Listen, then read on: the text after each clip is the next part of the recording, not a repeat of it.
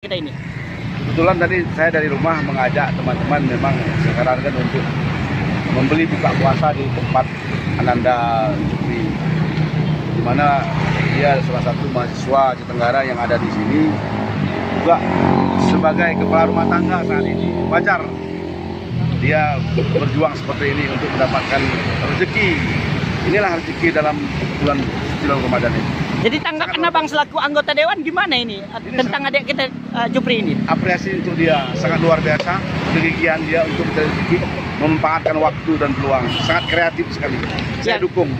Ajakannya gimana ini untuk masyarakat Kota Candi khususnya Aceh ini untuk datang ke sini, gimana ya? Himbauan saya bagi masyarakat Aceh Tenggara, Gayos dan Aceh khususnya, bila bepergian ke Banda Aceh, mohon mampir membeli buka puasa di tempat Ananda Jupri.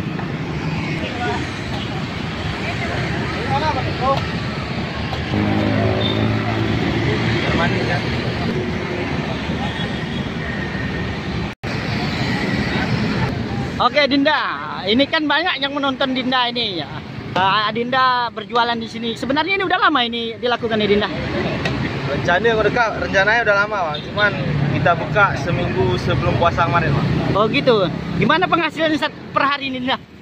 Alhamdulillah bisa kelapa itu terjual sampai 65-70 buah per hari. Oh gitu ya. Ini kan Dinda asli orang Kota Cani ini kan, tetapi di sini bisa berdagang seperti ini nih. Ini berapa kelapanya dibeli ini kalau di Banda Aceh ini Dinda?